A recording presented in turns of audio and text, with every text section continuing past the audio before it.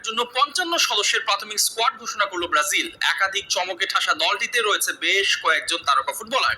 স্কোয়াডটিতে কারা রয়েছেন? Coach Carlo অ্যানচেলোত্তির অধীনে আসন্ন ফিফা বিশ্বকাপে নবীন প্রবীণের সংমিশ্রণে ভারসাম্য বজায় রাখায় স্কোয়াডটি বা কেমন করবে, সবকিছুর আদ্যপান্দল থাকছে রিপোর্ট।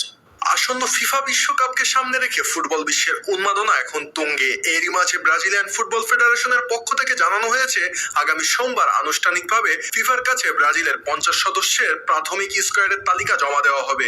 সাংবাদিক ডিয়াগো দান্তোসের দেওয়া তথ্য মতে এই বিশাল স্কোয়াডে নেইমার জুনিয়রের উপস্থিতি নিশ্চিত করা হয়েছে। যদিও ৩৪ বছর বয়সে এই তারকার ফিটনেস নিয়ে নানা গুঞ্জন ছিল, তবে আনচেলোত্তি শেষ পর্যন্ত তার অভিজ্ঞতার উপর অগাধ আস্থা রেখেছেন। আর তাই নেইমারকে ঘিরেই মূলত সাজানো হচ্ছে বিশ্বকাপে সেলেসাওদের চূড়ান্ত পরিকল্পনা।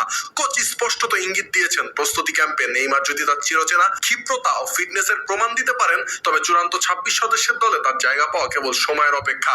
কেননা বিশ্বকাপে নেইমারের উপস্থিতি ড্রেসিং রুমের মনোবল বৃদ্ধিতে যে কতটা কার্যকর তা আনচেলোত্তি খুব ভালো করেই জানেন। তবে মুদ্রার উল্টোপিটো রয়েছে সেলেসাওদের এই প্রাথমিক স্কোয়াডে, যেখানে চোটের হানায় কিছুটা দুশ্চিন্তায় রয়েছে ব্রাজিলিয়ান শিবির। কেননা বিশ্বকাপের তরুণ বিস্ময় বালক এস্তেভাও উইলিয়ানের অংশগ্রহণ এখনো অনিশ্চয়তায়। পালমেইরাসে নিবিড় পর্যবেক্ষণে থাকা এই ফুটবলারের বিশ্বমঞ্চে উপস্থিতি নির্ভর করছে তার সেরে ওঠার গতি প্রকৃতির উপর। অন্যদিকে রক্ষণ ভাগের অতন্ত্র প্রহরী এডার মিলিতাও এবং আক্রমণ ভাগের অন্যতম হাতিয়ার রদ্রিগোর বিশ্বকাপে খেলা প্রায় অসম্ভব বলে মনে করা হচ্ছে। ফলে এই দুই তারকার অনুপস্থিতি সামাল দিতে আনচেলোত্তিকে তার কৌশলে পরিবর্তন আনতে হতে পারে। ফিফার নিয়ম অনুযায়ী ইনজুরিজনিত কারণে বিকল্প খেলোয়াড় নেওয়ার সুযোগ থাকায় আসন্ন বিশ্বকাপে এন্ড্রিক রায়ান ও লুইস হেনরিকদের মতো তরুণদের উপর বাড়তি দায়িত্ব বর্তাতে পারে।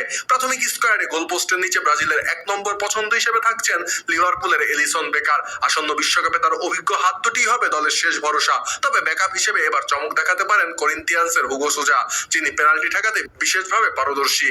এছাড়া এডারসন ডি মোরাইজের সাম্প্রতিক ফর্ম তাকে স্কোয়াডে বেশ শক্তিশালী অবস্থানে রেখেছে।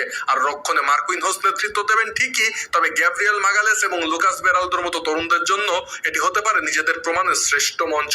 অন্যদিকে মাঝমাঠে কার্লো আনচেলোত্তির রূপে তাস হতে পারেন চেলসির তরুণ প্রতিভা আন্দ্রেস আন্ত্রোস। তার বল কন্ট্রোল এবং গেম রিডিং ক্ষমতা ইতিমধ্যেই ইউরোপিয়ান ফুটবলে প্রশংসিত হয়েছে।